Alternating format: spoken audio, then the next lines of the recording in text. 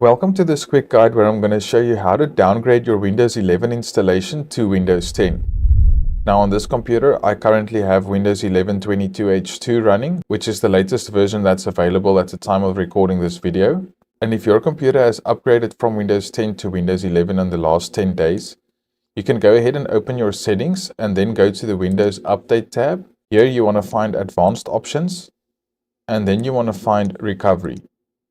Now in this recovery section, you might have an option that says go back to Windows 10. If I remember correctly, it's only for the first 10 days after your computer has upgraded from Windows 10 to Windows 11. In my case, I don't have that option and I have to manually downgrade to Windows 10. Now unfortunately, this means that I'll lose all of my files and apps. So before you go ahead and follow this guide, you need to make sure that you have a backup of all of the files on your computer, whether it's on an external hard drive, a USB flash drive or cloud storage.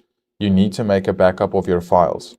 Now to perform the downgrade from Windows 11 to Windows 10, you'll need the latest Windows 10 ISO file, which I already have downloaded and saved here. And I have a separate guide on how you can get this Windows 10 ISO file, which I'll link in the description of this video and in the cards now.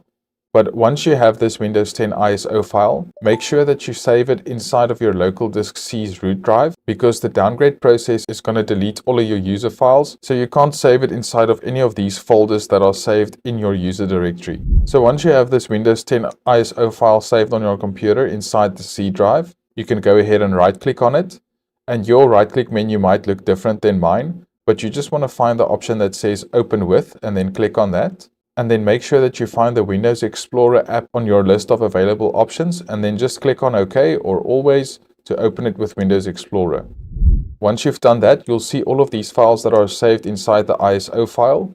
If you don't, just go over to this PC and then just right click on the DVD drive called ESD-ISO and then click on Open.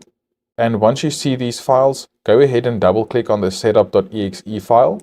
This will launch the Windows 10 installation wizard, and once you get to this first screen, just click on this option that says Change how Windows Setup downloads updates, and once you've clicked on that, change this setting to Not Right Now, and then click on Next. It'll then do some checks on your PC. Next, you'll see the Notices and License Terms screen. You can read through this if you want. I'm just going to go ahead and click on Accept. And now we'll need to choose what to keep. Now, unfortunately, we can't keep our personal files and apps or even our personal files, because as this message says down here, we're trying to install an older version of Windows. So we won't be able to keep anything, but we will be able to go back to Windows 10. So just go ahead and click on Next. Then it prompts us if we want to continue using this selection. Again, you need to have a backup of all of your files on this computer, as everything will be deleted. I'm just going to go ahead and click Yes, because I do want Windows 10 on this computer. It'll do some more checks to make sure that we're ready to install. Once you're ready to install, you'll see this screen where it says we'll install Windows 10 Pro, and in this case, we'll keep nothing. So I'm just going to go ahead and click on Install to start the process. Now, depending on if you have a solid state drive or a hard drive, this process might take a while.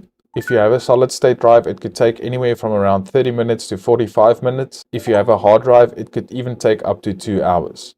So you can go ahead and do something else while this is running. Maybe go and get a cup of coffee and then come back and see how far it's gone. This is the end of the first Windows installation screen, and now it's going to restart and give you the second part of the Windows downgrade or upgrade screen. Once the downgrade process is done, you'll see the Windows 10 setup screens. On the first one, you'll need to select your region, so you can just select the correct region and then click on Yes. On the next screen, you'll need to choose your keyboard layout. So just go ahead and choose your default keyboard layout and then click on Yes. And on the next screen, you can add a second keyboard layout by clicking on Add Layout. If you don't use a second keyboard, just click on Skip. Then you'll need to create a new user account. So you can just click into that box and then start typing a new username and then click on Next. If you wanted to use a password, you can also type a new password, or you can just leave this blank if you don't want any password.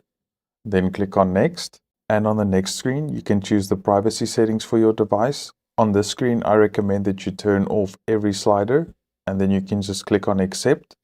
On the last screen, they'll prompt you to use Cortana. If you're interested in using Cortana, just go ahead and click on Accept. If you're not going to use Cortana, just click on Not Now. And then lastly, you'll see a screen similar to this, which will display a few different messages, and then you'll be taken to your desktop on Windows 10. Once you've gone through all of the Windows 10 setup screens, you'll get to your desktop.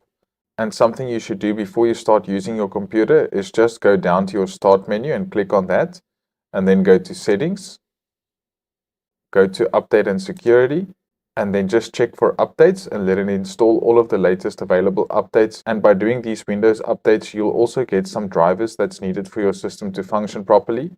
If you do see this option that says View Optional Updates, you can click on that. And in the optional updates, you should see some driver updates, and you can just click on the arrow to expand it. And here you'll see some driver updates that Windows 10 has identified that should be installed on your computer. So you can go ahead and check all of these items, and then click on Download and Install, so all of these drivers can get installed through Windows Update. I'll also link some guides on the screen now on how to properly install or update the drivers on your Windows 10 or Windows 11 computer if they're available. If they're not available yet, just go ahead and watch the other helpful videos linked on the screen now. Don't forget to like the video. See you in the next one.